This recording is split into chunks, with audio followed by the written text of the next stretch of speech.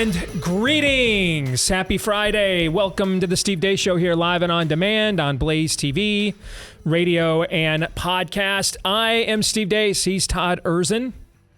Over there is Aaron McIntyre. Nice shirt, Todd. Thank you. We are going to be joined by our good friend yet again. There he is. Say hi to Paul, everybody.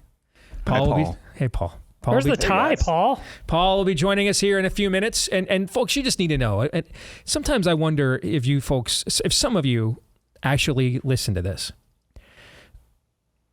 The odds if you say something, if you send me a note that says, if you do this again, I will never listen again.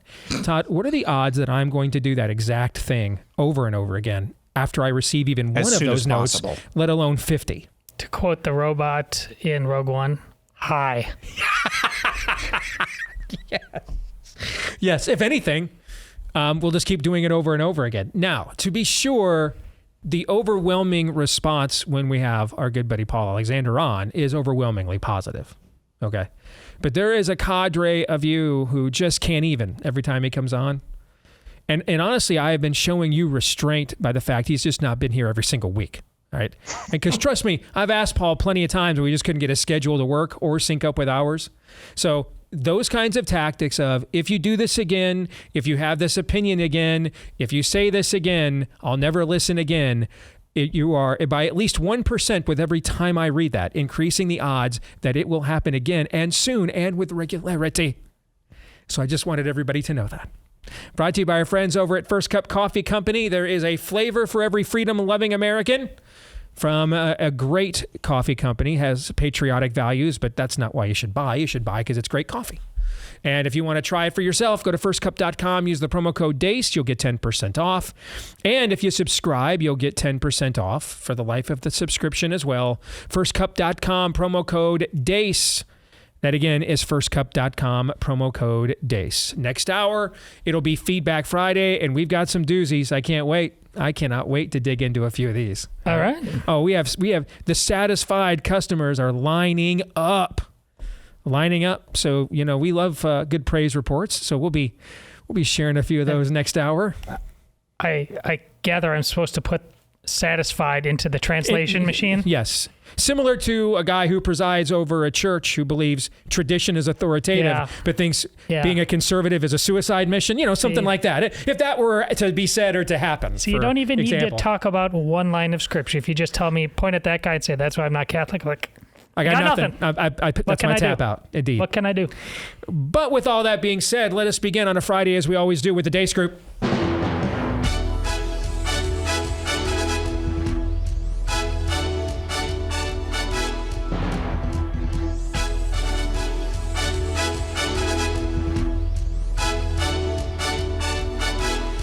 Your weekly look at the week that was begins, as it always does, with issue 1, Bleep, Lord Nefarious says. Secretary of State Antony Blinken meeting with top officials in war-torn Ukraine. But the start of his trip was interesting. He took to the stage at a bar in Kyiv, playing the guitar and singing Neil Young's Rockin' in the Free World. The biggest fans of Ukraine, Antony Blinken.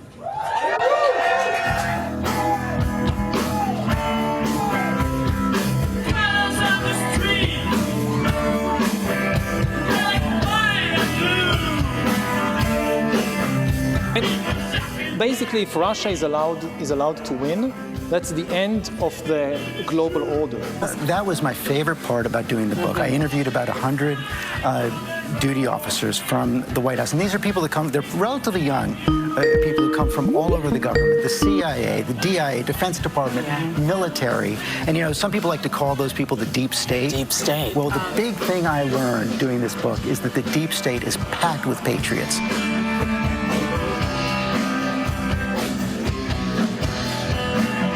I would also point to a fairly large influx of immigration into the country over the past couple of years, and those people are joining the labor force. We're experiencing still a labor shortage in many industries, and so there are jobs, and they're going to work and they're consuming. So that's also boosting growth. Yes. Imagine if he actually did win the election. Yeah. It's over. Yeah. We're going to have such civil strife. We're going to have all the things he says because everybody's now on to him where he projects what he's saying. Yeah. It's what he wants, what he envisions the world to be, which is chaos and craziness, total craziness. But when you and Stormy have had a chance to talk about this since she testified, have you discussed what happens when you talk about her trying to get on with her life if Trump is found not guilty? Either way, I don't think it gets better for her. You know, I think if it's not guilty, we got to decide what to do. Good chance we'll probably vacate this country. Chaos and craziness, total craziness. Do you hate your body? Do you feel bogged down by lousy gender roles? Are you tired of living in a cisgender world? Well, then we got news for you. Introducing the trans agenda. Straight people are getting too comfortable. I said what I said. Some things are not yours to talk about, joke about, or say. And you should go back to being deathly afraid of offending people. We have to know that sometimes people will open the door for you and leave it open, sometimes they won't.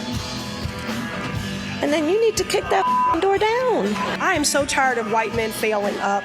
A woman has the right to choose what occurs with her body, and I don't think that it should be anybody else's decision. So what if the body inside her body is a female?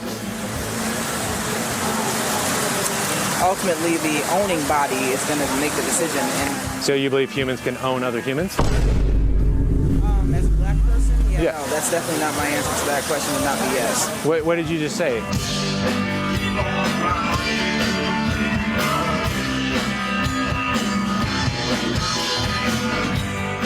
A pro-life minister shows up to a baby-killing facility where a man just drove his girlfriend to have their twins murdered.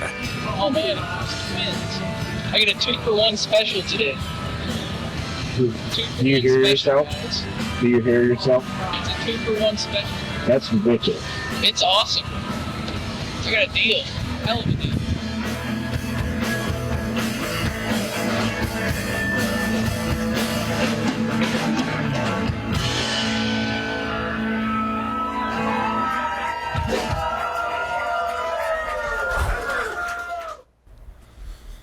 By the way, if we violated any fair use provisions there with the long version of that song, his name is Aaron McIntyre. And it was Aaron totally McIntyre. worth it. His name is Anthony Blinken, too. All right, let's get to our first question. Paul, as the guests always get to go first. What was the most deplorable thing you just saw and why? Well, I'm not sure why Aaron told me I would hate this montage. I frankly love the more uplifting soundtrack. It's a nice change of pace from your usual doom and gloom. So points for the music choice. Regarding the montage itself, that 2-for-1 comment was vile. That's not something I've seen until just now, and that actually took my breath away hearing that. So there's no words to describe the evil that would be required to utter such a word. But speaking of the life issue, I first heard about the 57-month prison sentence of Lauren Handy on this program, and my immediate reaction was anger. But I wanted to seek out additional sources and get the full story. And so the very first article I decided to read is from the Associated Press, self-proclaimed most trusted source for unbiased news. And would you believe in the reporting of their story, Steve, that they employed the term invasion 6 times in their 2-page story? So to be clear, when over 100,000 migrants illegally cross our border each month, most of whom are just seeking a better life, but some of which are violent criminals, trafficking drugs, torturing women who they enslave in the sex trade, for that, using the term invasion is a racist dog whistle, anti-immigrant rhetoric. But when 10 pro-life activists occupy an abortion clinic and block off the entrances, which is illegal, not arguing that they didn't break the law, and there were people who suffered as a result of their demonstration. A nurse sprained her ankle as the group was pushing into the building, and a woman with pregnancy complications collapsed after she couldn't get entry into the clinic. But These 10 demonstrators who clearly had no intent to cause harm, what they did, the AP is comfortable labeling an invasion. So when my many left-leaning friends wonder why conservatives are so distrusting of the media or sensitive to what they perceive as double standards in reporting, look at how the AP covered this story, and then look at how they cover what's happening at our border. And there's your answer.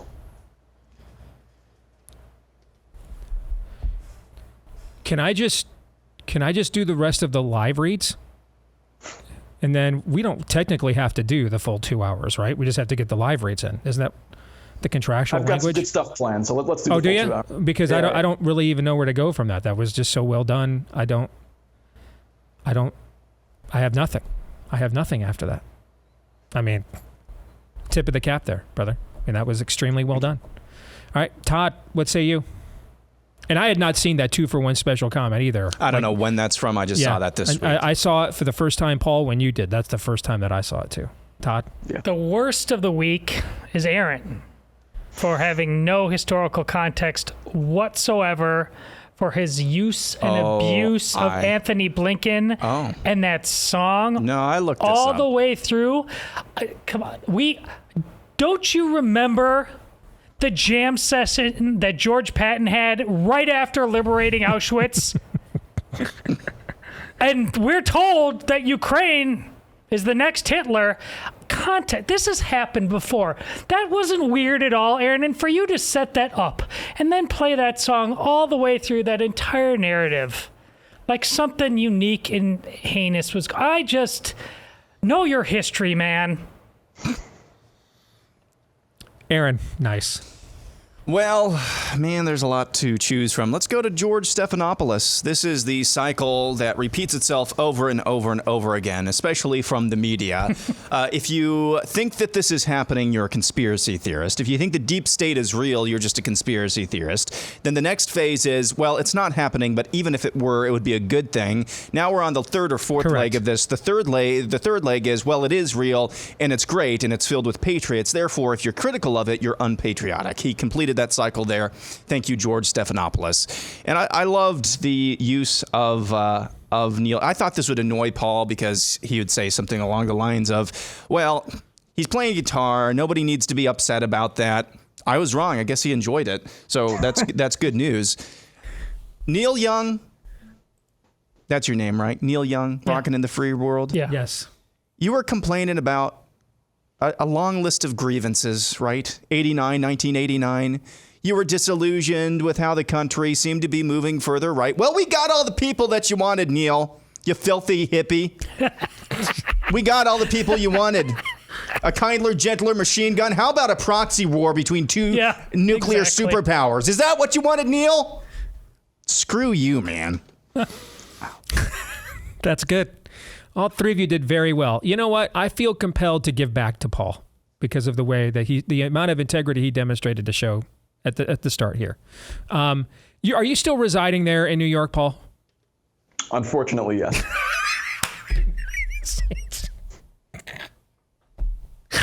I snorted. I'm sorry. That was a great answer. And he just said it so matter of fact, like, so you know it was sincere. Is there a wall or a moat around the town? Yes. Can you get out? Blink, Paul. Blink. We'll send Snake in, Paul. We'll send him in. All right. Yes. All right. So, what's the coverage of the Stormy Daniels trial there? I mean, we've done like nothing on it here on the show the entire time, and I see 15 minutes 3 times a week on my lifting days when I'm at the gym. Okay, and it's on all the screens. Okay, I mean, I'm not seeing very much of it. I'm not following much of it. So, what's the coverage there locally? Has there been a lot of coverage? I don't want to mislead your audience. Every time it comes on, I tune it out. Okay. So I can't give you a really good answer. The reason I'm asking is because yesterday, when I was at the gym this morning, I mean, and they've got all the cable news channels on, and I'm watching. I can just see from what CNN is saying. Again, I'm just getting snippets here and there. That apparently Michael Cohen's cross-examination, even by the legacy media standards, has not gone very well for him and for the prosecution's case. All right. What are the odds, though, Paul? Because this, to me, we were talking about this before the show, man. This would be the most Trumpian thing of all time. Okay.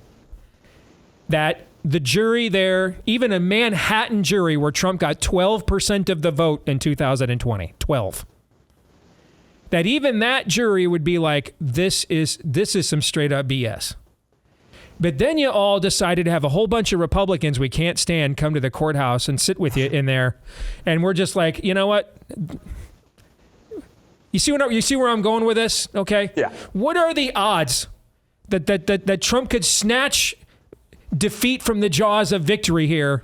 Okay. By having a bunch of Republicans who are even more unpopular than he is, and not even just in Manhattan, by the way, but like in Birmingham, okay, Dallas, Phoenix, okay, Hattiesburg.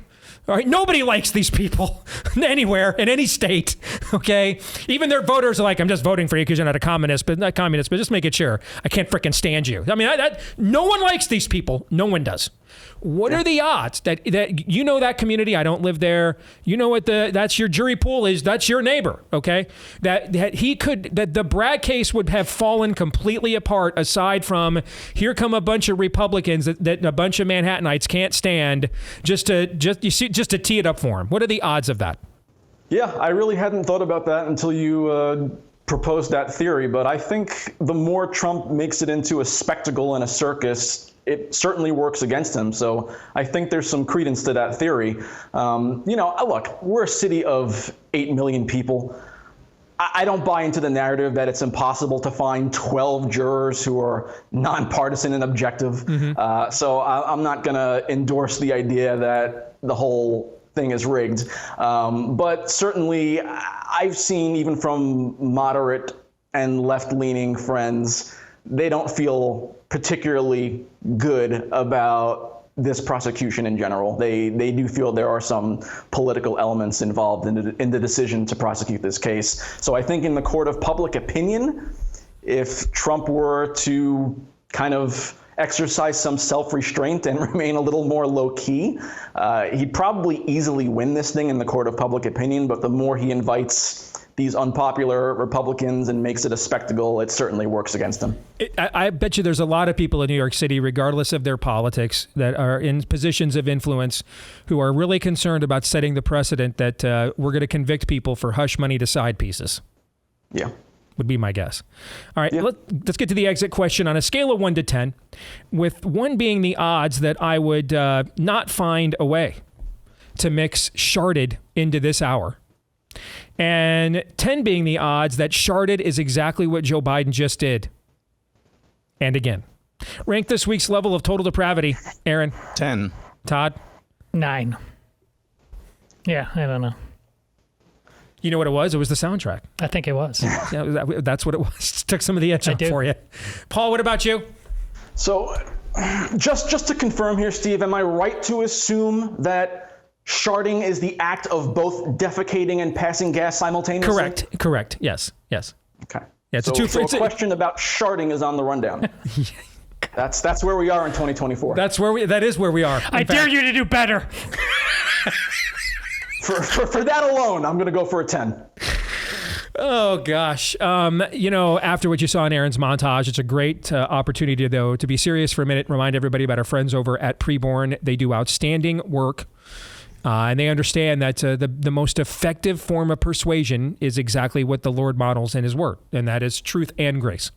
So women, when they come to their clinics, they are confronted with the truth that is an ultrasound of another human being. And therefore, that human being has its own autonomy, unlike the woman who says that that is the owning person, which is an ironic statement given her race, of course. Most of the time when a woman hears that, her conscience is convicted and she doesn't go through with murdering her child, and that's phenomenal. But at Preborn, they also understand, though, that now is where the grace really needs to come in, because it's not an easy life. I mean, my mom raising me 15, 16, 17 years old wasn't an easy life.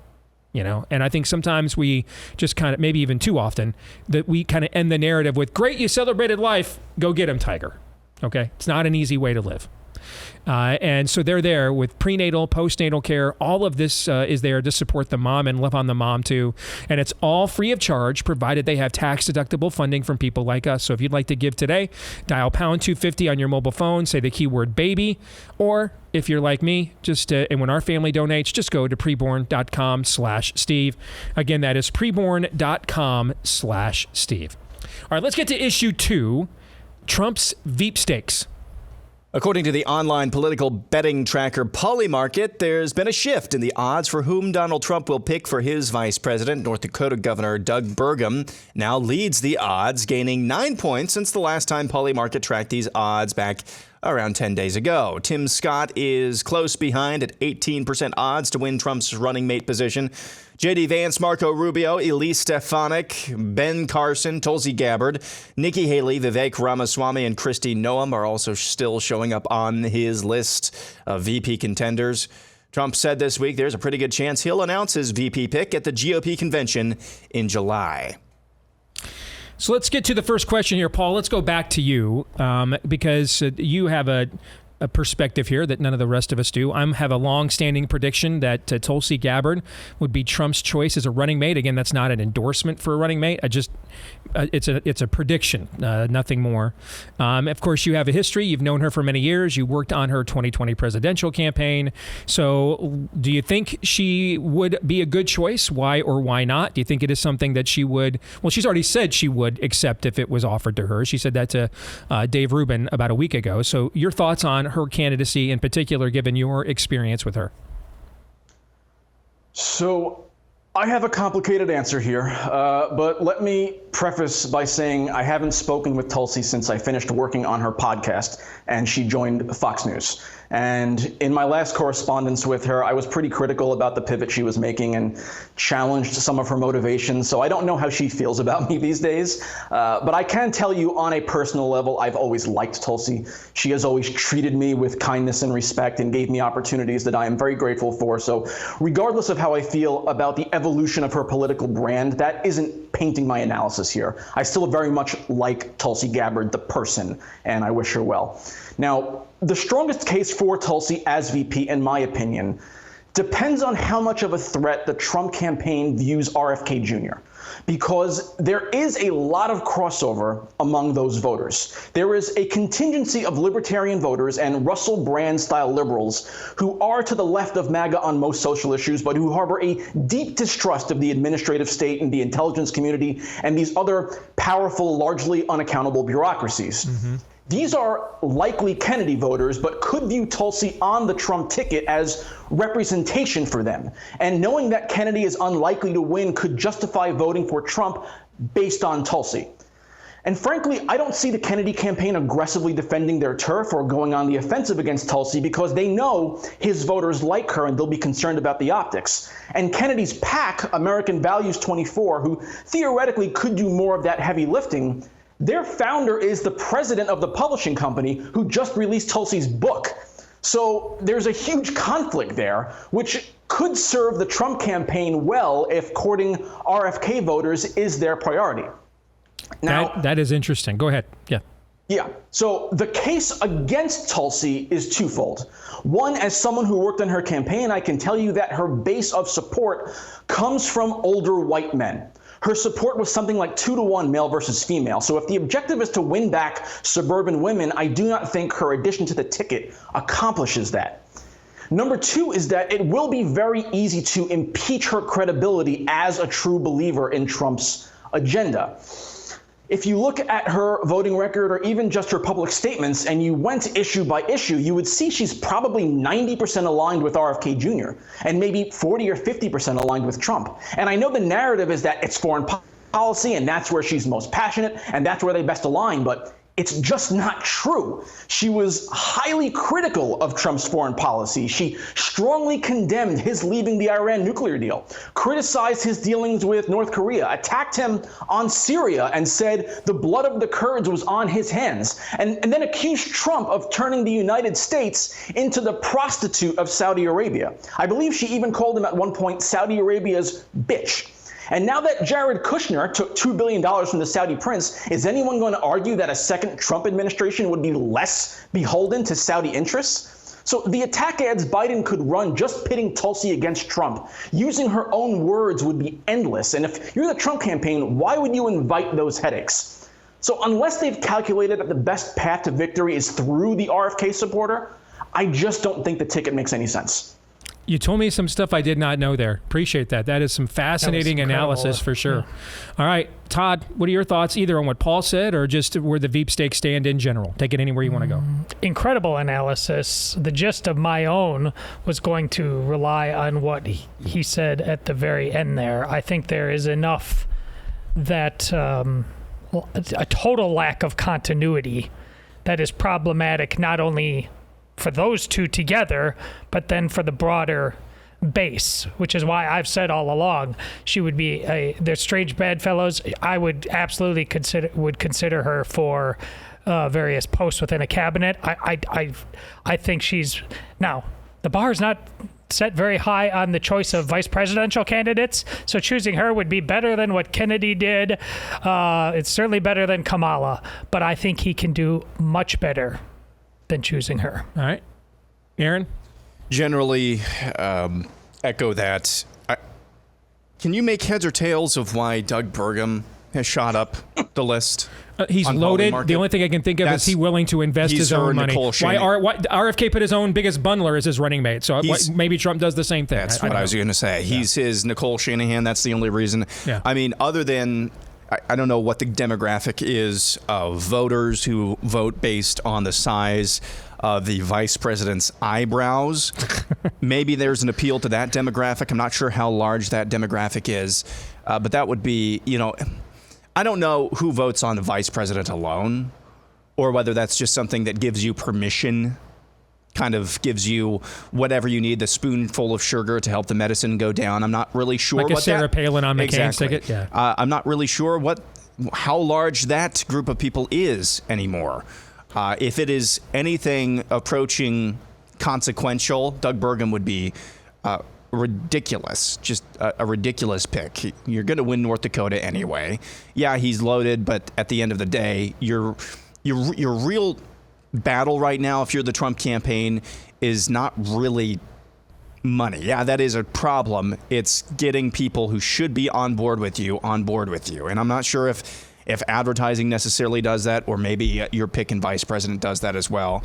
But somebody like Doug Burgum would be stupid. I think the potential for a vice president deciding this thing is bigger than ever before. Because of the age of the candidates? Everybody is so hated, and our attention spans are so pop culture. That's why people are talking about Aaron Rodgers, for God's sakes. That's a great point, too. That's a good point as well. All right, let's get to the exit question here so everybody's got time to think about this.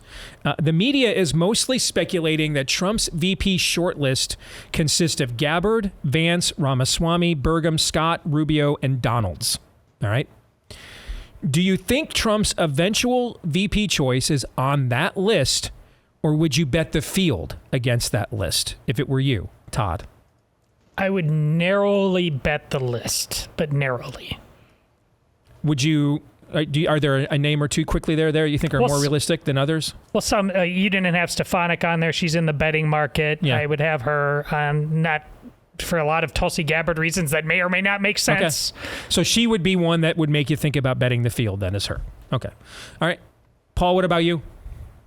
Yeah, I mean, constitutionally, it's not even clear if Rubio or Donalds are options since Trump is a resident of Florida. That would get adjudicated for sure. You're right. Yeah. For sure. And I would say Elise Stefanik has a better chance than Vivek. So by a small margin, I'll take the field. Okay. Narrowly the field. Is it the same person that you're thinking? Or just in general? The wide variance of what it means to be under Donald Trump. Probably a value bet. Value bet. Yeah. Okay. Do any of those names on that short list there, do you think they help Donald Trump win in November? Just on the face of them, what you know of them right now. Very quickly. Yes or no? And if it's a yes, give me the name. Yes or no? No. No. Paul? Yes, Nikki Haley would. You think? Haley wasn't on the list, but okay, you think Haley would. She was. The short list. I'm sorry. The short list of the media, but yeah. Okay. No. Okay. No? Then no. No. Okay. Yeah, for people that don't know, there is a constitutional question It's kind of similar to the natural born citizen thing, has never been fully adjudicated. What does it mean if two people that are residents from the same state are on the ticket? What would that do? And I think we all know Democrats are not shy about marching into court to determine things. So I'm sure that would get adjudicated, if for no other reason, just to bog down a Trump campaign in another few weeks or months of lawfare where they're not spending money on the airfare, okay, the air war. We'll come back with more in a moment.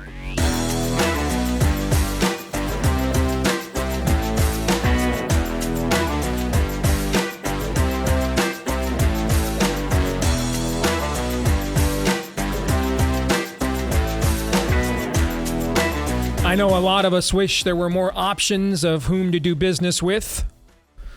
Unfortunately, there aren't. If you're trying to avoid giving money to people who hate you, that is a tall order. But thankfully, one place where that is possible is with one product we all need in this day and age. That's our mobile phones. Make the switch today to America's only, maybe American, mobile phone provider left. Our friends over at Patriot Mobile, they've got an outstanding customer service team. I know this for a fact because our family has had to use them on many occasions when you've got 5 people and 4 of them are adults and one of them is about to be. Lots of interest change, lots of requests are made, and Patriot Mobile has come through every single time. So if you're a veteran or first responder, when you go to make the switch, let them know. They've got extra ways to say thank you for your business. All of us can get a free activation with the offer code Steve. And if you go to make the switch today at patriotmobile.com/Steve, you can keep your phone, upgrade your phone. You can keep your number. Or if you want to make it even harder for the Republican Party to spam you with really obnoxious text messages, you can switch your number as well. All right, go to patriotmobile.com/Steve. Again, head over to patriotmobile.com/Steve. Let's bring back in Paul Alexander as we continue on with the Deace Group, our weekly look at the week that was. Let's get to issue 3. Angry women.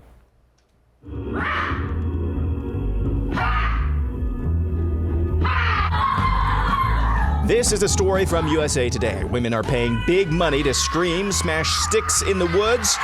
It's called a rage ritual. Rage rituals have garnered attention on TikTok, where they've resonated particularly with women.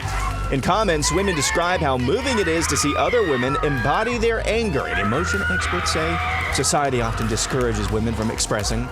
Mia Banducci, an author and self-described spiritual fairy godmother, is a woman, we think, who leads some of these rage rituals, a ceremony in which participants scream and beat large sticks on the ground in the woods. Participants are encouraged to think of people and experiences that have wronged them and to scream and swing the sticks for at least 20 minutes or until they can no longer move their arms. Banducci has led rage rituals for several years and began doing them first for herself, then for friends, and eventually as part of her days-long retreats, which include other activities and can range in price from $2,000 to $4,000. Her one-day version, she says, costs $222 per ticket.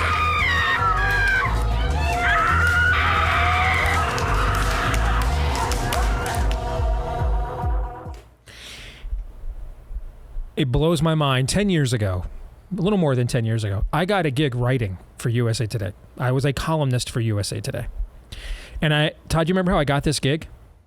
Because the local newspaper here, the Des Moines Register, had hired me to be one of their main Sunday edition columnists. Oh, that was the after effect? They decided that they actually could not stay in business by continuing to alienate an increasingly conservative state. So there ought to be at least one editorial voice there that represented them. So they hired me to do the job. They announced it on the front page. I submitted my first column, which was actually attacking the Republican governor from the right and not even Democrats. They freaked out. They wouldn't publish it and then acted like they never did. They never made this announcement. The op-ed page editor at the Des Moines Register at USA Today, who called me the next day. That's the parent network of the Des Moines Register, and said, they did you dirty. We're going to hire you to write for us. All right. I mean, I wrote columns defending Duck Dynasty against the Rainbow Jihad. I wrote columns criticizing on cultural issues, everything you could imagine. That was what USA was still permitting a decade ago. Now it's intuition. Is that what I saw, Aaron? Yeah, intuition. Intuition is now what has become of USA Today. Frodo, we are not in the Shire anymore. Okay. Let us get to the first question. Todd, I'll start with you. True or false? The one thing this era is definitely known for is the women suppressing their emotions. True or false? Well, first let me say, Hollywood really sucks these days. So that Redux of 2001, A Space Odyssey, I think has some potential. Oh my! You mean the opening scene? Yes. Yes. We may be going places. Listen, I feel like I have certain bona fides. If I'm called to anything in this life, I'm fairly certain it is to be the father of daughters. You are literally the lone rooster in a hen house every day when you go home. Yes. Yeah, this. I'm very proud to say that if my daughters watch that, they would laugh hysterically and say, "What is wrong with those people?" So I think that's the best I can offer. My duty was to make sure that the demons were not allowed to have that level of access to my children, and so far so good. Aaron? So when I was growing up, I'm still old enough to have this experience. Kids these days do not. Holy cow, do I sound like an old man. But I had an AM/FM radio in my bedroom. I love how he thinks that makes him sound old. Yeah. Well, it's true. It's true, man.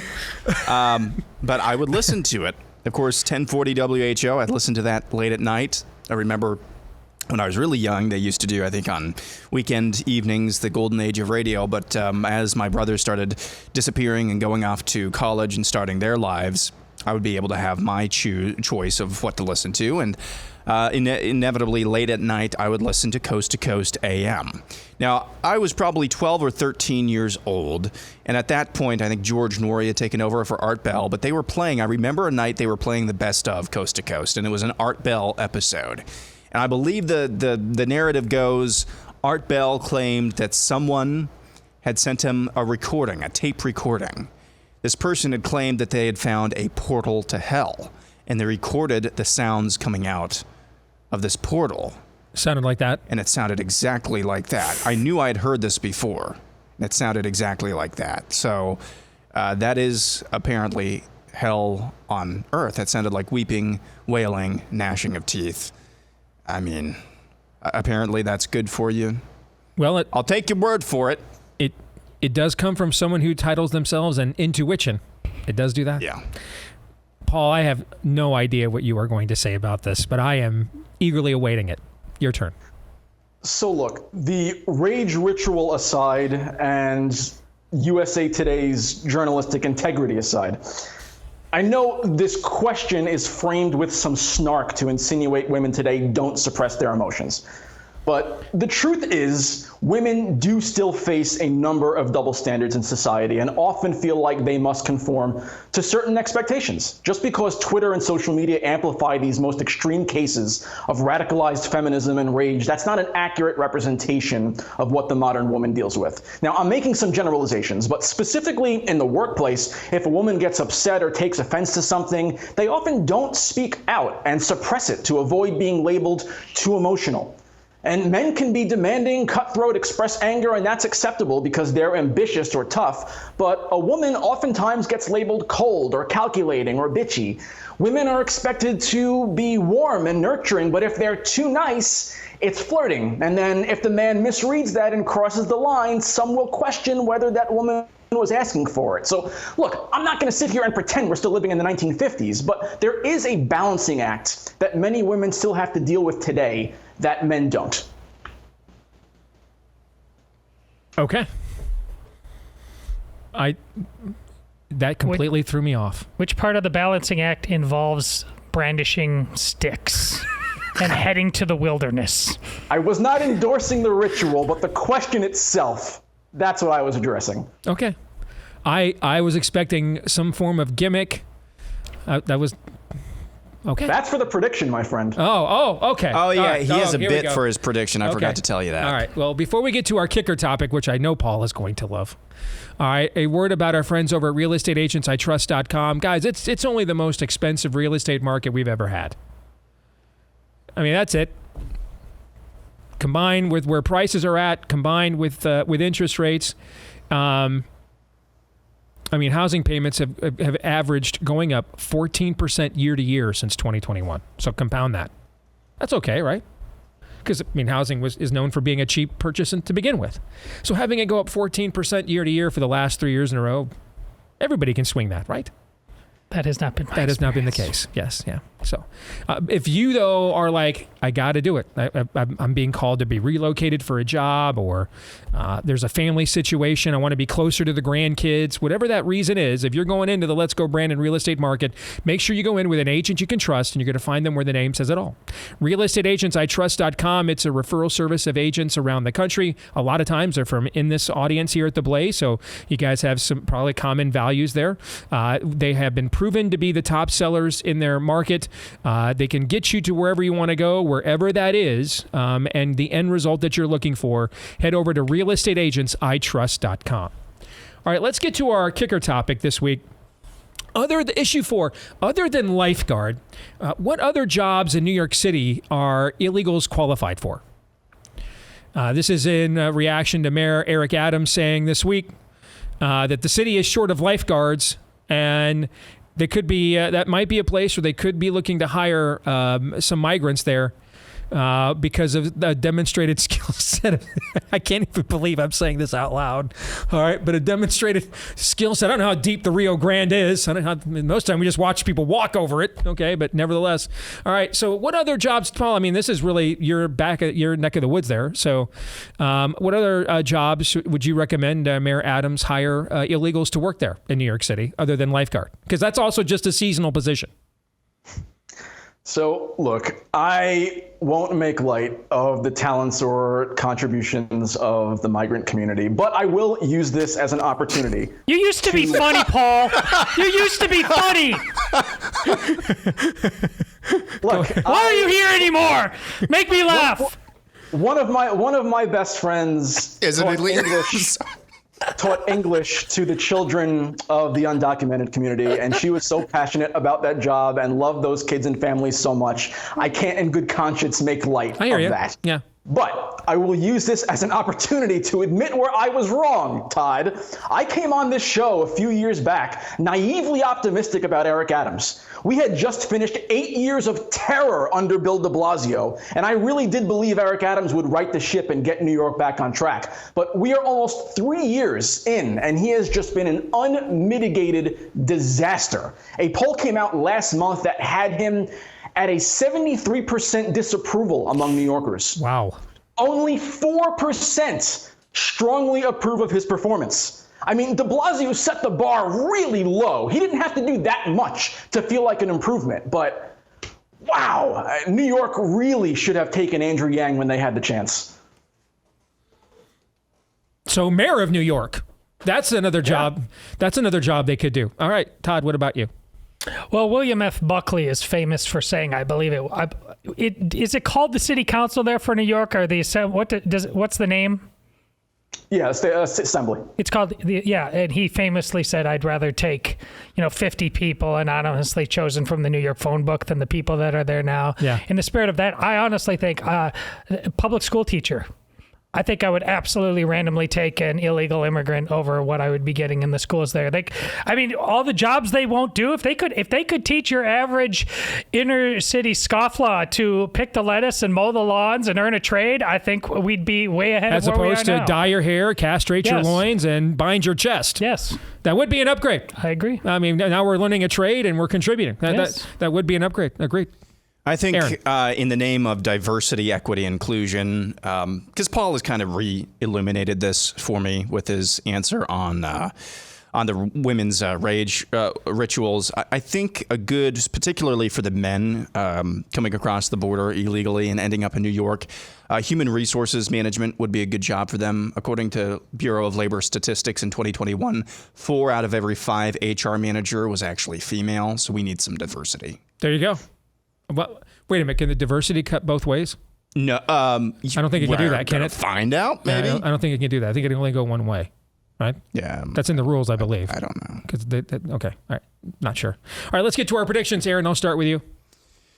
Let's see. Harrison Butker will not back down. In fact, you're going to see more players like Chris Jones, Cole Beasley. I believe even Clark Hunt might even come to his defense by the end of next week. And I think this story is probably going to go away once they see that he's not backing down.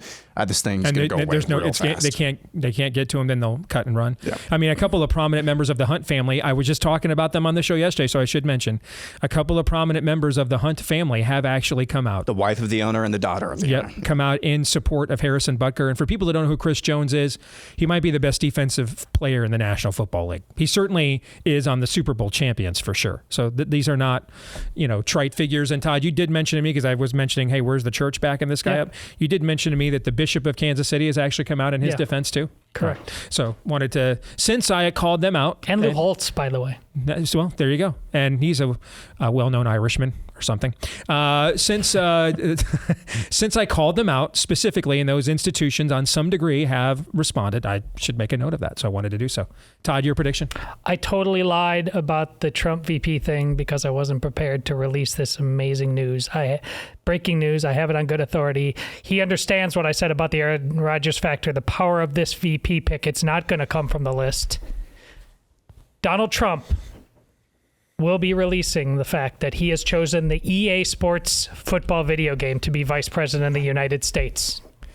Now, that is something that would get him some votes. That would get him some votes. Sports Bro will march. Yes, indeed.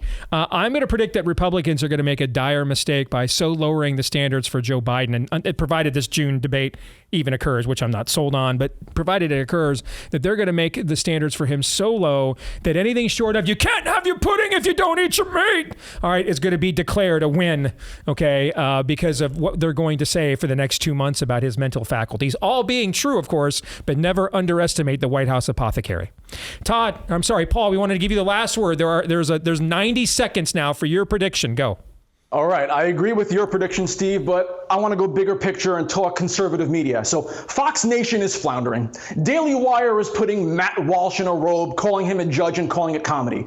BlazeTV has an opportunity to become the #1 digital home for conservative thought, but they need to get bold. They need to get more colorful. And pro wrestling is hot again. So I'm pitching that the BlazeTV do a total rebrand and start making their talents more like pro wrestlers. First, originally from Iowa and now residing in the great state of Texas, some call her tough, but I call her macho. She's the macho ma'am, Jill Savage. Ooh, yeah. Macho ma'am.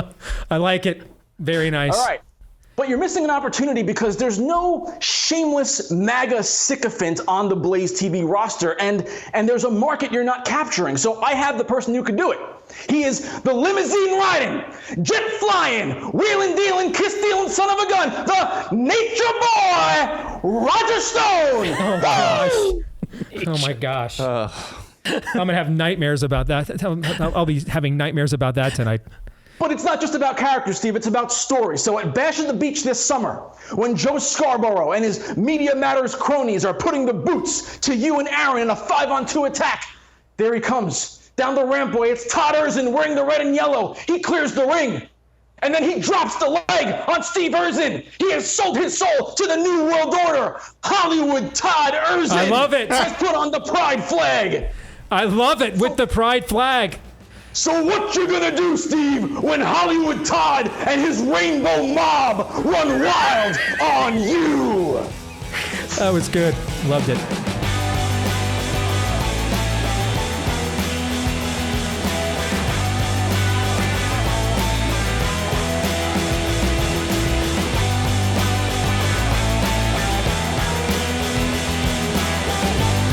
All right, we're back with Hour 2, live and on demand here on Blaze TV, radio, and podcast. Steve Deace here with Todd Erzin, Aaron McIntyre. And you can let us know what you think about what we think via the stevedeace.com inbox by emailing us, steve@stevedeace.com, DEACE. Like us on Facebook, MeWe, and Gab. You can follow me at Steve Deace Show. It's officially X today. The URL of Twitter is no more. So you can follow me at Steve Deace Show on X, Instagram, TikTok, Getter, etc. And if you listen to the podcast, please, if you wouldn't mind, leave us a 5-star review if you like us. And if you have yet to do this as well. Hit subscribe or follow if you're on iTunes, and that way, every time we do a new episode, it will show up in your feed every single time. This part of the show brought to you by our good friends over at Freedom Project Academy. If you are thinking of what in the world can I do to save my youngin's soul from Satan's youth ministry, another round going of Russian roulette with that this year, the solution you might be looking for is called Freedom Project Academy. Here's the biggest thing about them you need to know. They're fully accredited and all that stuff. That's great. But they're going to teach your kid how to think, not what to think. Critical thinking on purpose has been numbed by the government school system because you might then get out there and start asking questions when they really just want you to await further instructions. All right, so this is all about critical thinking. It's what's called a classical curriculum.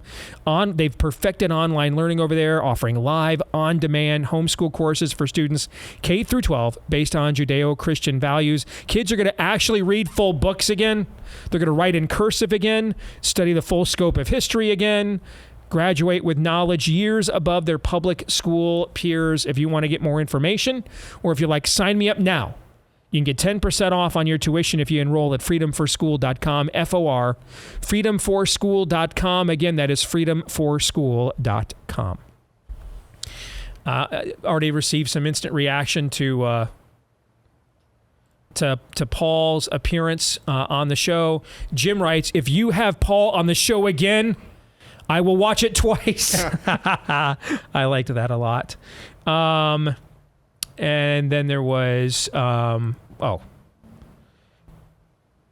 minutes ago, I was waiting for the show to start. I thought, man, when are they going to have Paul on again? I love it when he comes on, and he seems like the nicest guy. He is. He's genuinely a nice guy. That is very true. And several people are mentioning how much they loved the, like here from Beef in Waverly. I don't think that's his real name. Thoughts? I'm guessing it does not say beef on his birth certificate, but if it does do... America might be healing if it is. If it does, indeed, yes. If it does... Beef Supreme? Beef Supreme, yes, there it is. We're not worthy, yes. All right. He writes, that Blaze Pro Wrestling prediction was the funniest thing I've heard in months. So, yes. Loved it quite a bit. Well, 2 out of 3 were hilarious. One of them is nightmare fuel, and I will be seeing it tonight when I close my eyes. Okay. Let's get to some Feedback Friday. You guys ready to go? Sure. All right. We got some satisfied customers this week. And you know, we always like to end on a positive note. Amy in Syracuse writes, I am a long-time listener. What do you think the next word is? But. There, you guys nailed it. Are you guys now intuition? See what I did there? Did you use your intuition to guess what the next word was? Is she carrying a stick in her avatar? Yes. But yes. But unfortunately, I won't be able to listen to you. I didn't realize RFK Jr. will actually be running because you never mention him. But you did today as you gleefully repeated the malicious, false, and highly edited story and video concerning his current stance on abortion. Aaron, how much of that video did you edit? What? Was that last week? The interview he did with the Sage Steele. How much of that did you edit? Nothing. Oh, the Sage Steele one. Yeah. I just took the clip that was going around. Yeah. I didn't edit it myself. I thought you three were intelligent enough to know that no one, and I mean no one, would run for any office would say that. Actually, he just did. He just did, and the guy that was the Cuomo, the governor of New York, said it when he was running for office, and the governor of Virginia said it when he was already in office. Hey, well, sometimes you got to put the baby over there. Remember that radio interview he did? Sometimes you got to put the baby over there and wait to decide if the mom wants it or not. Oh no, that's Ralph Northam in Virginia. Yeah, that's what I meant. The former governor of Virginia. Yeah. So. Did I also not note that he had a 7-paragraph clarification too? Did I note that? I noted that in the montage. Yeah. So anyway, I knew immediately it was a false story. It wasn't a false story. But a lot of people that apparently don't use their thinking skills were actually believing it because it was real, and that's why he had to clarify it. The video was very poorly edited and quite obvious to me, but apparently not to many others. Have you stopped to think about why that might be the case? A few months ago, I started to question your motives, as the reasons you gave your audience as to why you were going to vote for Trump, to me, they were not authentic. And never once have you let people know RFK Jr. could be an option. That's true. We didn't cover him at all. Like, we didn't do like an entire evergreen podcast looking explicitly at his candidacy. We didn't do that, did we? except for the time that we did. Yeah, we never actually lumped him in when we were looking at candidates we were thinking of supporting. We never did an entire episode where we looked at him and Trump and DeSantis exclusively. Tried to actually get him on the show, but couldn't. And said at the time these were really the only three candidates we're even considering. I am even considering voting for in this election. And if anybody else wins any of these nominations, I'm probably not voting for him. Except for the times we did that, we have not discussed him at all. True. Okay. But you could not help yourselves from repeating the malicious gossip about him on your show. You have a large audience and people need hope. We really do. And you are not helping. You seem to be getting just like the rest of the podcasts that have shown themselves to me. Shannon Joy is a truth teller, and I listen to her and I listen to Horowitz. I doubt if I will ever have to send either of them an email like this. See, you should have sent them this email. Because I don't know anybody, maybe other than Daniel and Shannon themselves, who has done more to promote the work of either of those two individuals over the last, 5, 6, 7, 8 years than actually I have. Okay? So, in fact, Amy, you should know and be very concerned about this, that Shannon actually just booked me to do a speaking engagement with her in New York coming up I think it's in mid-August. All right? Yes, I'm going to try to go back to Rochester, New York again after what happened the last time. But that wasn't their fault. It wasn't their fault that I almost died in Rochester, New York. Okay? Rochester, New York actually took pretty good care of me. It was the fault of the nuclear grade antibiotic I was on that I shouldn't have, really, if anybody's fault, it was my own. I should not have left and got on a plane until I was completely sure that a highly combustible and very allergic reaction-driven nuclear grade antibiotic that I needed to take care of the MRSA in my body that almost killed me the first time.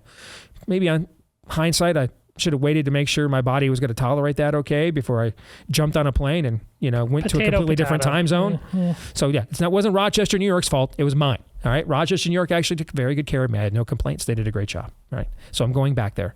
But Amy, you should actually send, first of all, why am I talking to her? She's not listening anymore. I don't think this is her real name. You know? I think Amy's real name is Chris Nelson. Yikes. I think, Amy, you need to contact, or if you know an Amy in Syracuse, there's probably a few, just randomly grab one and tell them this, that they need to actually send the email they sent to the Steve Deace Show to Daniel Horowitz and Shannon Joy. Now, chances are 90% of the Amy's in Syracuse that you say this to are going to be like, what is wrong with you? And what is a Steve Deace? Okay. But you'll eventually find the one, and then she'll know that these two individuals should absolutely steer as far away from me and as clear from me as they absolutely should, because I am not to be trusted. Fair? Fair. I mean, if I'm not to be trusted, sending me a note telling me I'm not to be trusted really isn't going to be very effective, is it? He'll just tell you a Lindsey Graham joke. Exactly. Exactly. So if you believe I'm not to be trusted, then you should send the note to the people that cavort with me, who are still making the according to you anyway, the existential mistake of trusting me. You should send this note to them so they would cease making said mistake, because I am beyond I'm beyond repair. Fair? Fair. See, on so many fronts. Yes. So yes. It's self-evident. So I told you guys we have satisfied customers this week. Yes. For example, Leon in Indiana is another one. All right. Leon in Indiana says, I'm amazed that you are taking your huge salary thinking that you are the only ones following Christ correctly. Are you sure? I mean, we make this point, I think, pretty regularly, that we are the only people that know what Jesus meant. I mean, it's well known. That's why we call ourselves the Holy Trinity, just us three. Yes, that's right. That's it. Everybody else, get the hell out. It's just us. Who's who? Oh, I don't want to. You just opened up a portal to hell, Todd. You feel you continue to mock the Christian church? If you show pearls to swine, how do you expect them to respond other than, I don't want that? So you are doing well to keep anyone from being open to any church. After seeing your stuff, why would I want that? You are so right anytime you share the word of your testimony. But for some reason you want to slam anyone in the churches because they don't want what you want them to. I think you need to know who you are working for. Or maybe you're a Pharisee or a Sadducee. You being from Michigan reminds me of those of YouTubers that feel like it is their job to slam any ministry, like they are saving us from the evil one. You might want to experience them yourself rather than judge your pieces that obviously you have no clue about. Remember, each according to you, their faith. I am amazed how many flavors of churches there are. So am I. Yeah. We finally came to a point where we agree. Did he just say that's flavors? The adjective? Yeah. Or that's the whatever. That's exactly the problem, brother. Chocolate, vanilla, strawberry. What is the Ben and Jerry's? You cannot drop a Beavis and Butthead before I do. That is against the show bylaws. It was implied by what's his name? What's the Ben and Jerry's flavor you come up with? Blueberry. Blueberry Hill. Blueberry Hill. Yes. What yes. Blueberry Hill? Don't. What church is that one? What's Blueberry Hill Church? Which they never accepted, by the way. Anyway. I'm amazed how many flavors of churches there are. I see a core Jesus. So is Satan, actually. Yes. I see a core Jesus in all of you. All, if you seek, you will find. Knock and the door will be open. Why didn't Jesus talk more about what Satan does and how he deceives people and comes to steal, kill, and destroy? You actually quoted Jesus talking about Satan, and Jesus talked about Satan more than any other figure in the Bible, actually. That is because he talked about his Father's kingdom and what matters and destroyed the works of the devil. I'm confused. Do you want us to talk about the devil or not? We shouldn't talk more about the works of the devil. Should be God's works. Go for more of what the church should be doing rather than what you think they shouldn't be doing. That is from Leon in Indiana. Leon, you strike me. Let me guess. Church growth consultant. Moving on. I don't have anything else to add to that. Other than Leon, I just think almost everything you said was exactly wrong. So, first of all, if I'm sharing my own testimony, talking about my own moral failures, I can be a lot of things. Okay. But I probably can't be arrogant and out of touch by doing so. It reminds me in the early days of doing a show with a biblical worldview, I would often get accused of being self-righteous. And I'm like, hablo inglés. Now, my understanding of the Bible could be wrong at any given time, correct? Sure. What I am saying I think it means could be incorrect at any given time, correct? Sure. So I could be false. I could even be a false teacher. I could even be that. That's very possible, okay?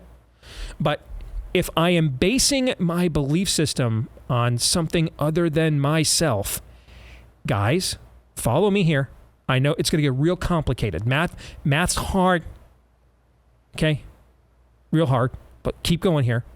If I base my belief system on something other than myself, can you possibly guess what I could not possibly be at that point?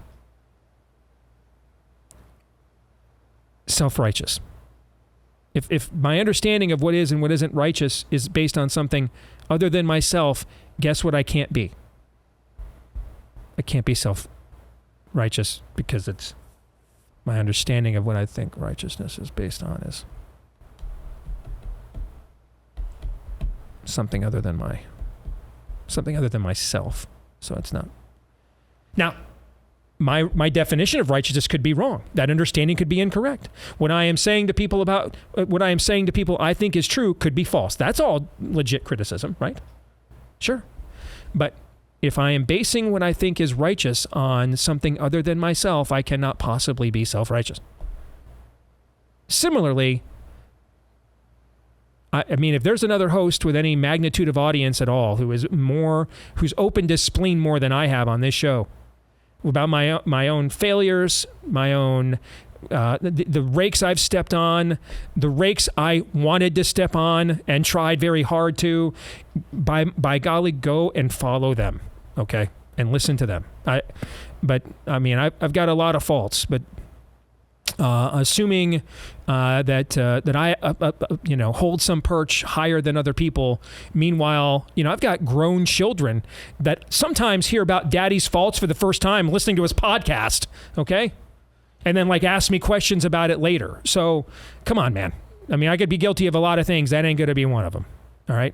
You are guilty, though, of using too many commas.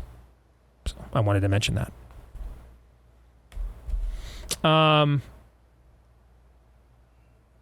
Darcy writes, We are currently collecting signatures in Oregon to get a constitutional amendment on the ballot in November for school choice here. We know we can never get it through the legislature, so we're trying to get it on the ballot so that people can vote on it directly.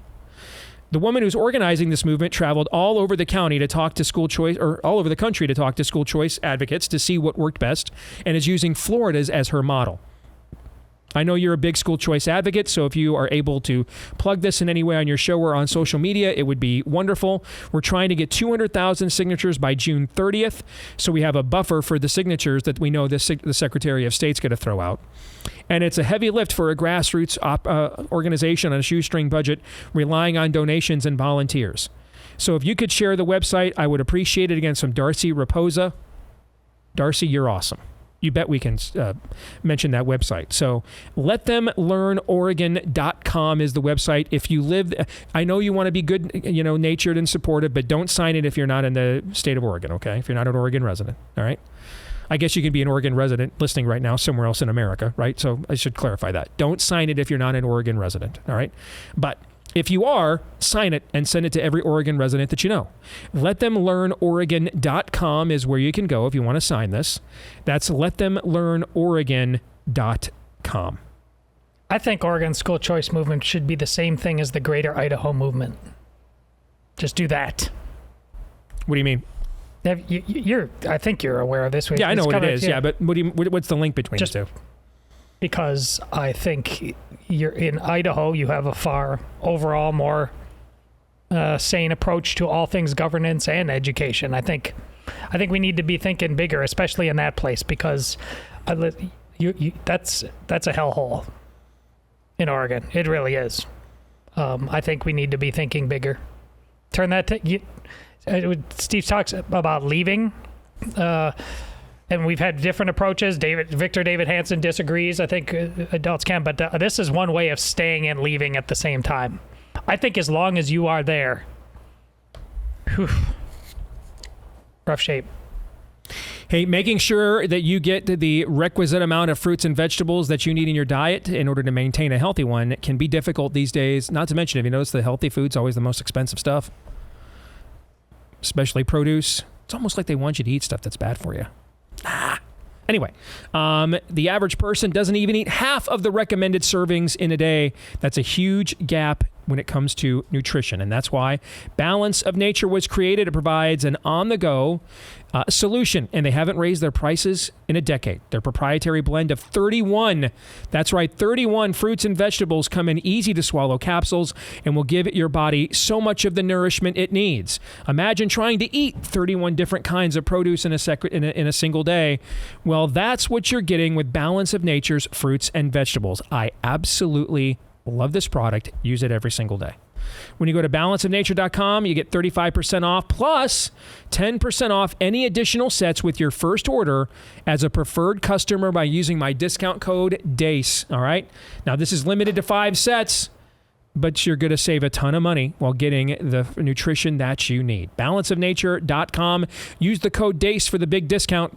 Balanceofnature.com. Use the discount code DACE for the big discount.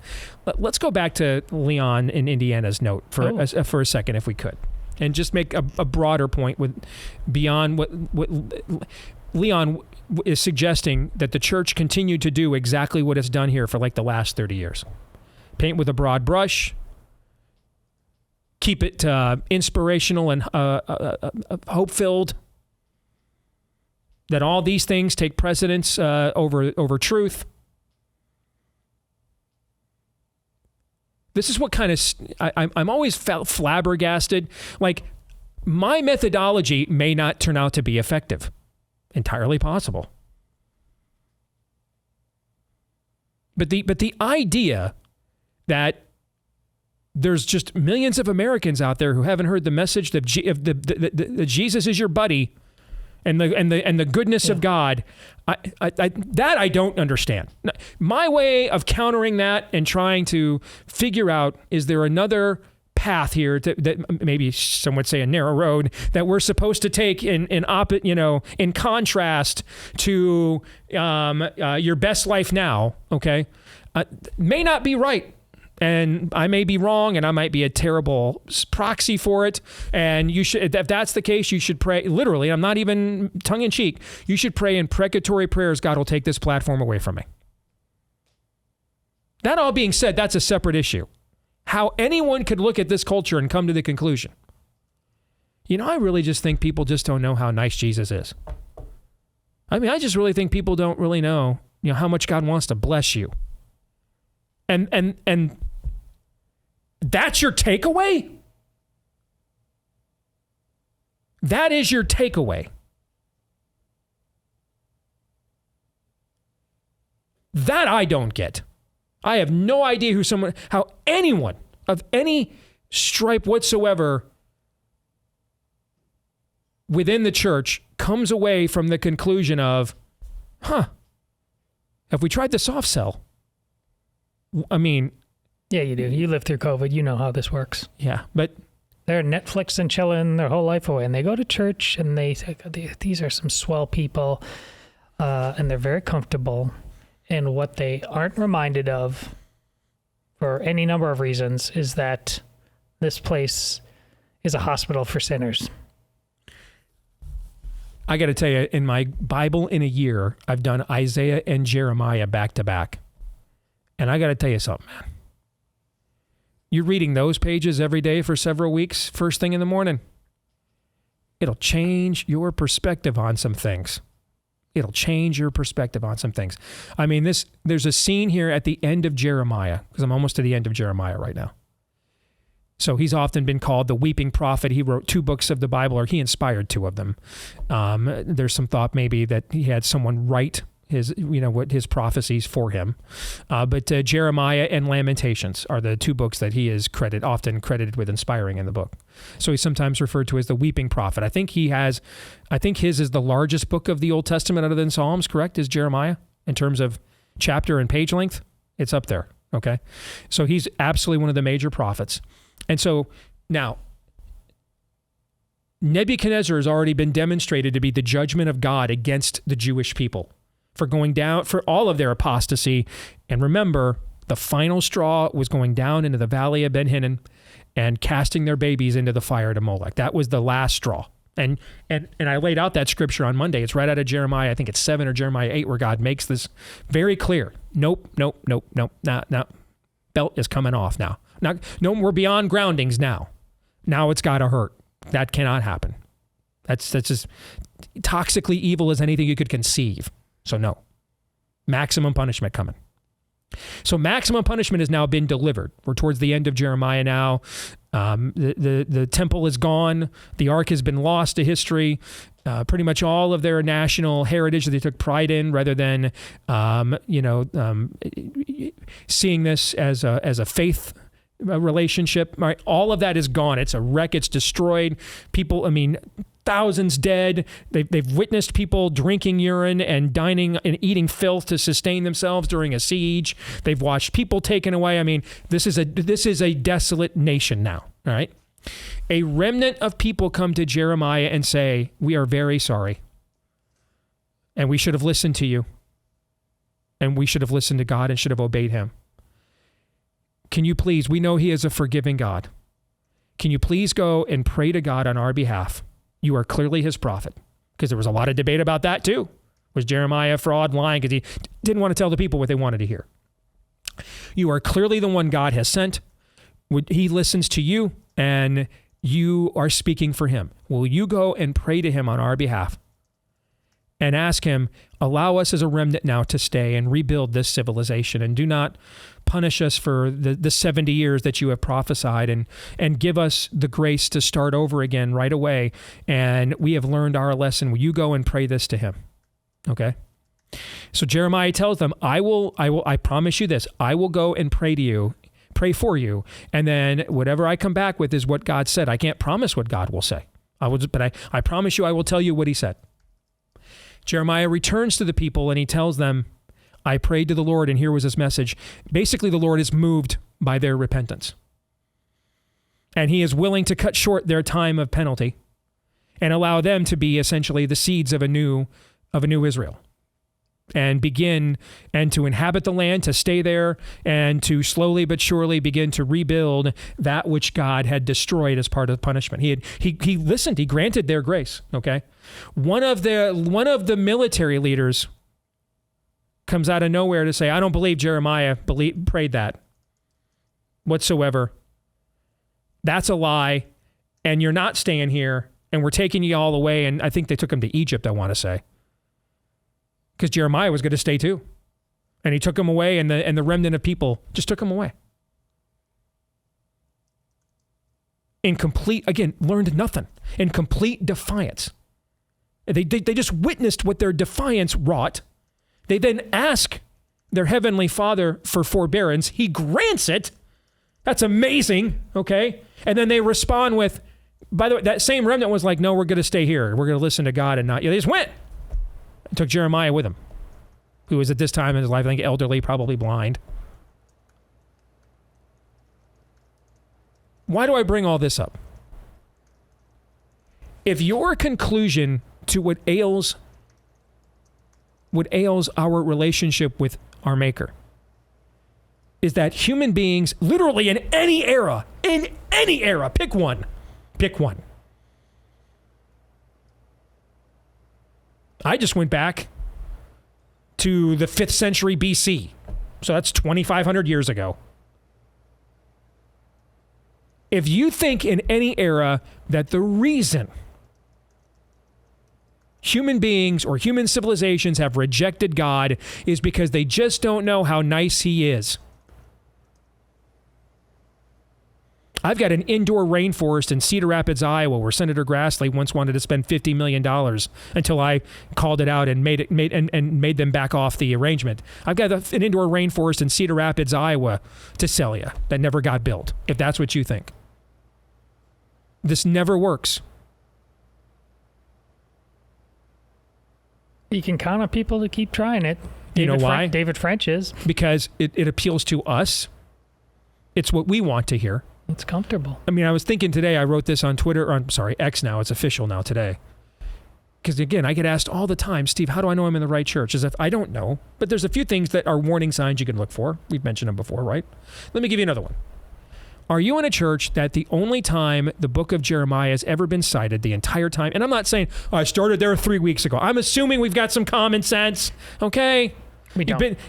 So I need to say this? Is that what you're saying? Yes. They didn't mention it today, so I guess I'm out. No, it's not. No, okay. Like you've been there for 6 months or more. Are you familiar with the letters you've read on the show today, just today? Let's say you've been there for 6 months or more, so you've given it a real shot. You're invested. Fair? Yes. Okay. And the only time the book of Jeremiah has been mentioned or cited the whole time you're there is 29:11. Find out the plans I have to, taken completely out of context. That is one oasis in the midst of a very brutal judgment God is bringing down upon the Jewish people. If that's the only reference to the book of Jeremiah you have heard from that church and you've been there for more than 6 months, you're probably in the wrong church because that's taken completely out of context. And it's not just out of context within the text of the text in that moment, but the entirety of the text of the book of Jeremiah. No. The answer is never. Never is a tough word. But people don't reject God ever because they truly don't know that he wants to be their buddy. And if that's not true, and if I'm wrong about that, I know it's not wrong about this era. How many books have we sold? How many concert halls have we sold out? How many mega churches have we built with that message? You know what I'm saying? Yes. So maybe that's not true for every era, but I know in this, maybe I'm wrong on that. But in this era, the idea that that's the missing message. No one's ever heard Jesus is my buddy before. God wants to bless you before. Wrong.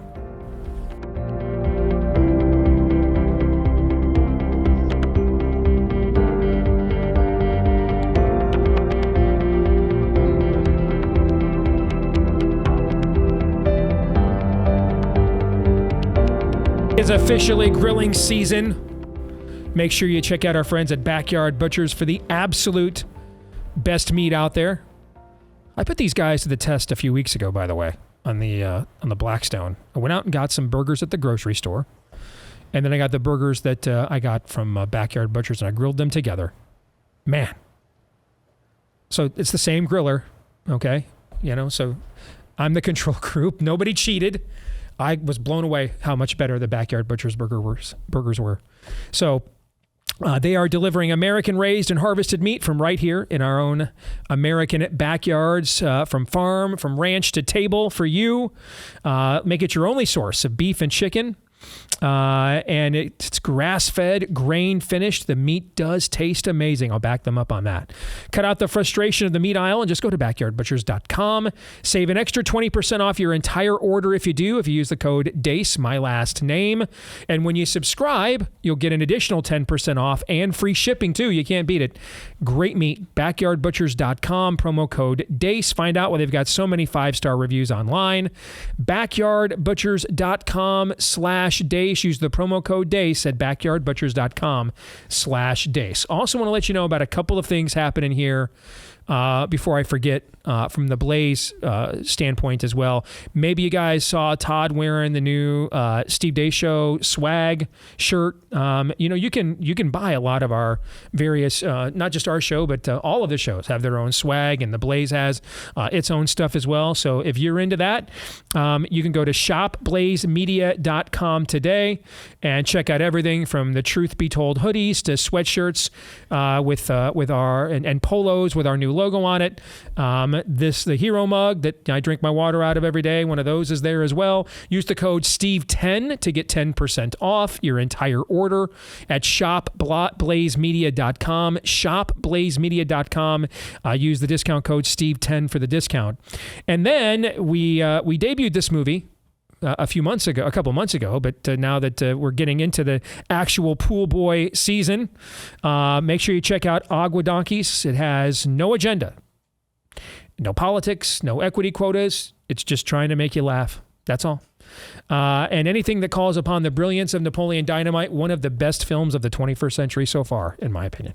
I adore. I don't just love, I absolutely adore Napoleon Dynamite. I love everything about it. Everything. So even if this thing just essentially touches the hem of Napoleon Dynamite's jockstrap, it's worth your time. All right. Here's your chance. Kick back. Have a laughter-filled movie night tonight.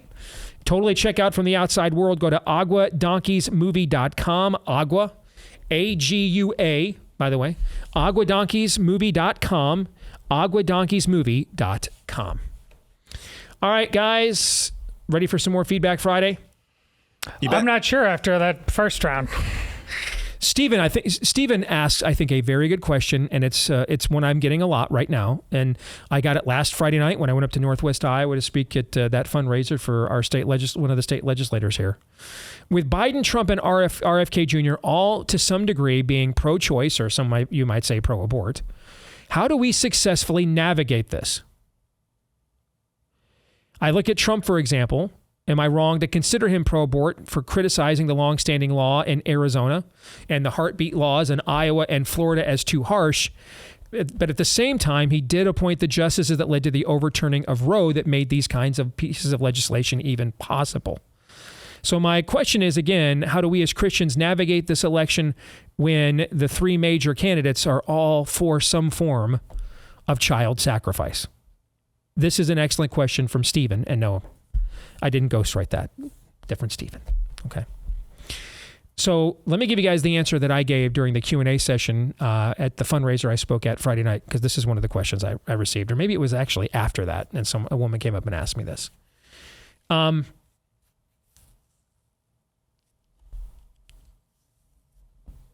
If you are arguing,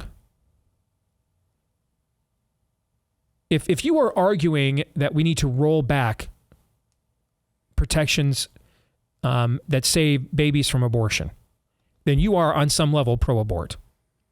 Let's remove names and we're on a narrow road, stay on the narrow road here. By definition, if you are actively, because we get into the whole philosophical debate. And I used to be a part of those when I was involved with personhood, back in the day, the whole abolition versus pro-life thing that's happening now.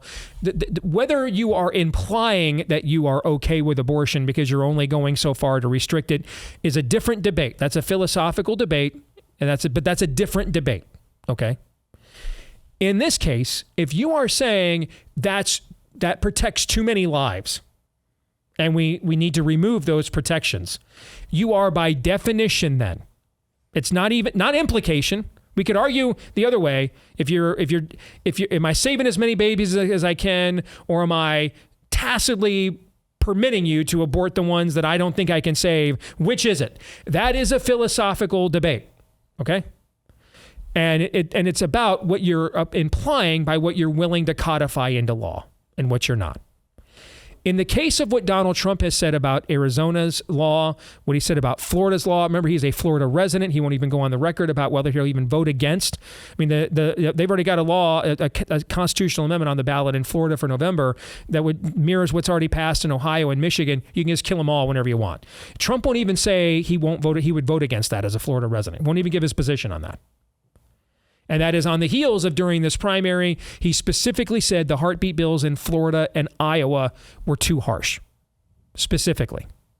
So if you are saying we've gone too far to protect life and therefore we must permit more abortion, not implying that this is the best I could do, so am I implying that I'm okay with killing the kids in these circumstances, but I am now explicitly, not implicitly, I am explicitly, as Donald Trump is, I am explicitly saying that we should let children be killed in those situations. I want that. I'm lobbying for that. Okay, then you are pro-abortion. You are. Now, I do think Donald Trump would restrict abortion as president way beyond anything that Joe Biden and RFK Jr. have articulated. If that's good enough for you, you make that decision. That's not for me, and you're not accountable to me for that decision.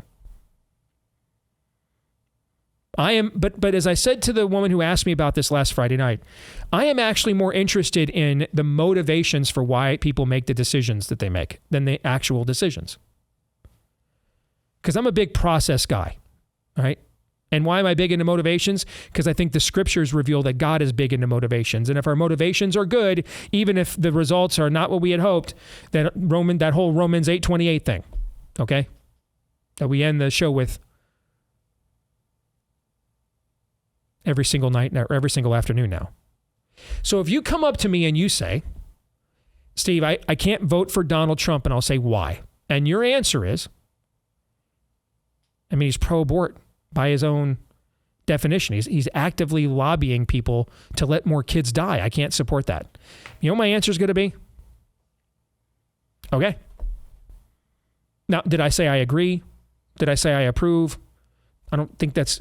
Contrary to what Leon in Indiana thinks, I don't think that's my position to agree or approve. You ask me what I think, I'm actually interested in why you think what you think. That whole thing we used to say on the show, we're not trying to win an argument, we're trying to start one, okay? Because when in matters of conscience, reasonable people and people that are called to righteousness can have disagreements, right? Mm-hmm. And I wouldn't even dare to appoint myself as the first bishop of correction. I am not Commodus in the arena giving the thumbs up or thumbs down. What I am interested in, though, is why you made that decision. Now, if the next person comes up to me and says, Steve, very disappointed in Trump's current pro-abort position, but looking at this from the life issue, I'm still going to vote for him, and here's why. And I'm going to be like, well, why? And they're going to say, I think there's a lot better chance that we're going to stay out of stupid wars that kill too many innocent people and keep our sons and daughters from being deployed into the fevered dreams of World Economic Forum elites. What do you think my answer to that's probably going to be? Okay. You know why? So 2 different outcomes, right? 2 different outcomes, and yet in both outcomes, I'm okay. Why? Because it's very clear you've thought this through. You've done some math, okay? And you're and that's where your conscience is, and so you're willing to defend your conscience. Ultimately, is anyone's conscience accountable to me? No, that's accountable to God. Third person may come up to me and say, Steve, I'm not sure I agree with you that Trump's current position kind of makes him pro-abort. That might be too harsh, but it doesn't matter because I can't vote for him anyway. And I'll say, okay. Didn't see that coming. Why? And you're going to say, well, because I am pro-life and He basically gave them billions of dollars to author a poison and doesn't have any level of repentance for that gesture whatsoever. Again, a totally different outcome. What am I going to say? Okay. Why? Because you thought it through. You have a conscience-driven decision that is morally defensible. Don't confuse that, though, for feeling really good about your decision when you do thank this. you. Yeah. Because I guarantee you, no matter what I decide, I am not going to be really happy about my decision. Correct. Because this decision sucks. Yeah, it does. Yeah, this is not my version of, I pay about it and I feel really good about where I'm at. No. First of all, that I used to say on the show back in the day, that was kind of like the ultimate evangelical shutdown. Like if you said that to somebody, you were not permitted whatsoever to challenge. That was the evangelical version of racist on the left. Okay, once you're called a racist, you're not permitted to like. Okay, anyway, back to my point. Like, you're not allowed to do that. Like, the expectation, I called you a racist. And the expectation is, I'm ashamed. I have nothing left. I will walk away. Like, the conversation's supposed to end right there, right? In the evangelical world, I paid about it, and I feel good about where I'm at right now, is their form of racist. That's code in evangelical world for, you can't question, I prayed about it, and God told me I should have a harem. And so, I feel real good about that. Okay, well, I'm sure you will until you get to hell. But anyway, that stuff doesn't work on me. I'm frankly too mean. But none of that stuff works on me at any level. And I've been called racist at least a dozen times live on national television on MSNBC. So I kind of don't think... Media Matters is writing a hit on you right now. Exactly. So. Is it Abigail? I can't remember her name this week. But so with all due respect, once you've been called a racist to your face on national television... on MSNBC and more than once. Daryl in Portland calling you one just doesn't kind of resonate at that point. Fair? Yeah, okay. And Vox Me for Evs on Twitter calling you a racist just doesn't really stop me dead in my tracks anymore. You know what I'm saying? Yeah. Actually, it's a cause for concern if you're not being called that now. And in some respects, if we're not to that point, we're very close, sadly, yes. So... that's not what I mean. By asking you, why do you think that? I want your critical thinking response. And if your response is, I prayed about it and I feel good about it, then that's not a critical thinking response. So thank you for that clarification. But ultimately, we have to provide space for conscience. Now, if your buddy comes to you and says, my conscience tells me I need to go home and slap up my kids, you might want to slap him before he does that. Okay, that's not your conscience. That's the devil.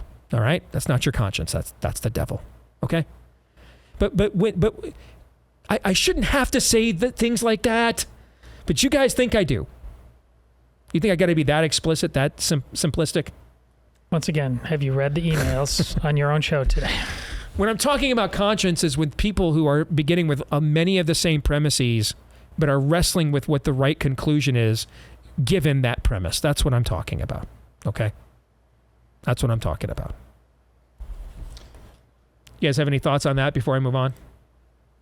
This is why I don't think about this too much, because of what Todd just said a few minutes ago. It's a terrible, whatever means, no matter how solid you make your decision, it's a sandwich. That's basically what we're left with.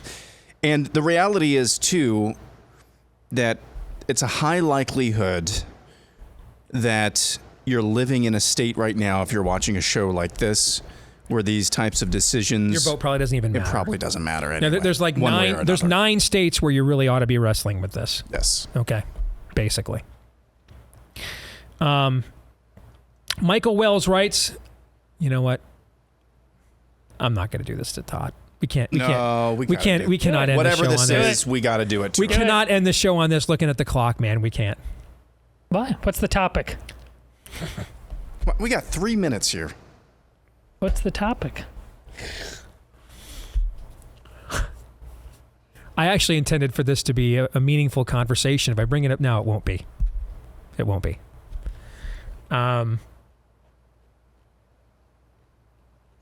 Tick, tick, tick, tick, tick. I'm trying to think if there's another. Oh, the rest of them are not short ones either. Todd, what do you have planned this weekend? What are you doing this weekend? I can't. Okay. All right, you know what? I have to. I can't leave you guys hanging now. That would be crueler. Or is it more cruel? I'm still stalling. Michael Wells asks, will college sports scholarships become taxable income? Yes. Yep.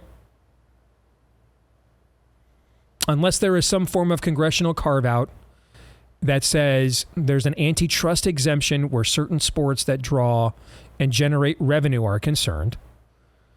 Without that, then they will all end up being taxable income. That's how this will end. Yeah. And so what will likely happen at that point is Olympic sports will just become club sports without that carve-out.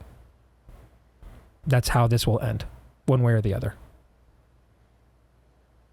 Well, you just keep proving my point over and over again when you eat stuff like that. I mean, that's cool.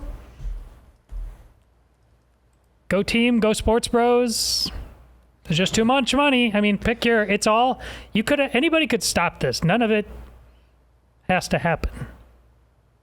Every storyline out of this only proves what I told you from the very beginning. This is dumb. This is unethical. This is immoral. And this is the shiniest bread and circus idol that we have.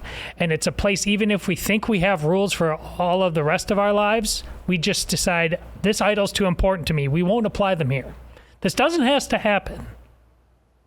But this just goes to show when I talk about soap operas for men, I mean, honestly, it's shameless. And it talk about things that applying the rule of that you just said to who to vote for president, like, there's nobody with any good answers for why this is happening, for why they're rooting around, why they say it's inevitable.